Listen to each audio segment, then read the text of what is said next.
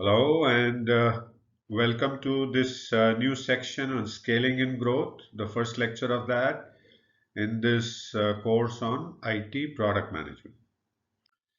So in this section, we will help you learn about how can you scale and grow your business for your product, right? And that's what we will start discussing in this lecture. So how would you go about scaling and growing the business for your product? And as you see here, it basically involves identifying opportunities for product expansion.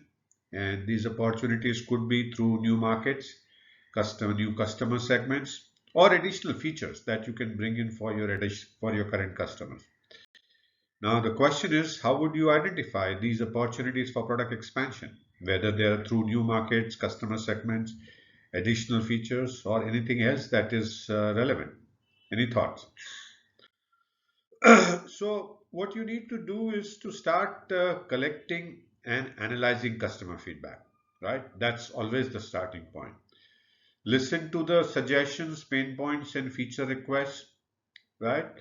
And these will provide from you, if this you collect from your existing customer, this will provide valuable insights into how your product can be improved. So that is the starting point of figuring out how to scale and grow. So go back and collect and analyze customers, listen to their suggestions, and gain these valuable insights on how the product can be improved. Then what you need to do is to conduct market research to identify emerging trends, untapped markets, and customer segments with unmet needs. And we will talk to you about what these unmet needs could look like as we go forward. And this research will help you stay informed about changes in the customer behaviors and preferences. So that's so talking to your customer and conducting market research on new trends, untapped market and customer segments with unmet needs is critical second step in trying to scale and grow your business. Then you need to continuously monitor your competitors to identify gaps in offering. And you see in the diagram here, you have customers in the green, light green circle, and in a purple kind of a circle, you have competitors. So you need to identify where your customers are underperforming, right? Where you don't see that, and it could be like the opportunities could be the unmet customer needs, the value parity, and anyway, wherever you have market advantage, you could always go and get those customers. Now, this will reveal opportunities for differentiation, right? Then use user analytics. There's an interesting feature that is interesting technology that is emerging is called feature usage index. So use the user analytics and data to understand how customers are using your product. Identify features that are popular and which are underutilized. And there are underutilization because of the difficulty in using, not because they are not relevant. If they're not relevant, you can ignore those features and maybe take them out of your cost. But if they're relevant and they're not utilized, then you need to see how can you increase the utilization by making them easier to use, more relevant, more user friendly. Then you need to perform a SWOT analysis to assess your product's current position in the market and pinpoint opportunities in the area of improvement. The opportunities will come from either the weaknesses that your customer want you to improve or the opportunities that you haven't thought about by doing that competitor analysis, industry trends, or customer feedback that you got earlier. Consider segmenting your customer base. So you have your existing customer base, which has mixed shades of customers. So segment them on the basis of their unique needs, and each segment may represent an opportunity for a tailored product on marketing, and that will definitely make you stronger in each of these segments. So customer segmentation is very useful way to strengthen your position and scale and grow. Assess potential for expanding into new geographic categories. Now, these could include adapting your product to different languages, especially for IT products, currencies, countries, and cultural preferences. Europe could be, if you're not in Europe, in Europe there could be a market that you want to get into because there are cultural preferences related to your product, and you could explore such new geographies. Explore adjacencies, adjacent markets that share similarities with your current market. So you have your core markets as you see here, where you are optimizing existing product for existing customers, and then there are adjacencies, either incremental products or adjacent markets which or adjacent customers. So this is what is called one step from your core. So these agencies will allow you to expand from existing business into kind of new for your product. So identify how your product can be modified to meet these related needs. Analyze feature requests from customers and prioritize them based on their potential impact and alignment with your product vision and strategy. And pick those ones which are number one, which have high potential impact and which are aligned with your product's vision and strategy.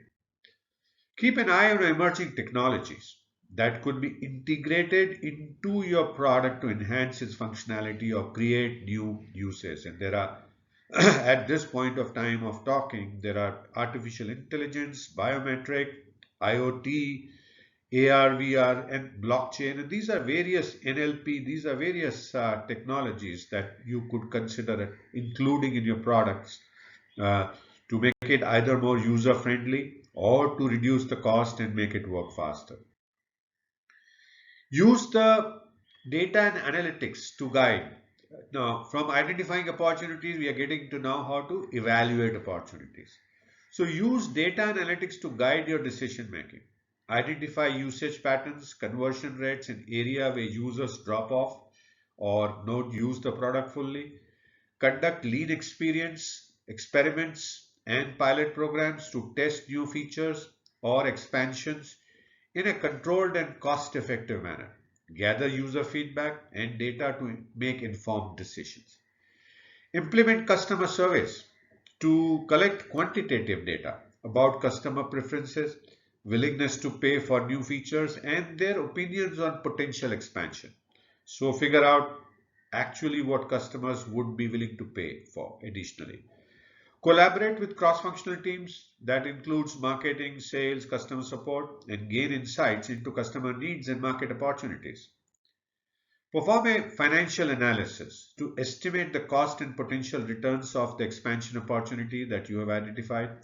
And this could include calculating ROI and payback periods for each of the opportunities that you've identified so that you can prioritize them. Research and understand the regulatory and compliance requirements of the new markets and new features because you will need to meet those requirements and ensure that when you develop these products, you meet these standards.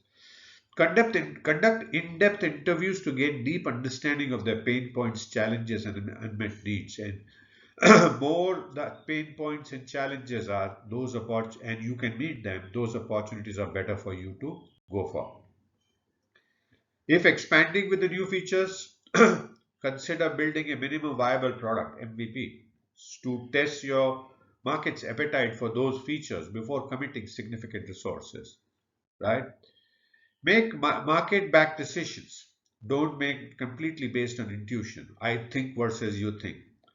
Don't be afraid to pivot or abandon ideas that they don't prove viable based on data and user feedback.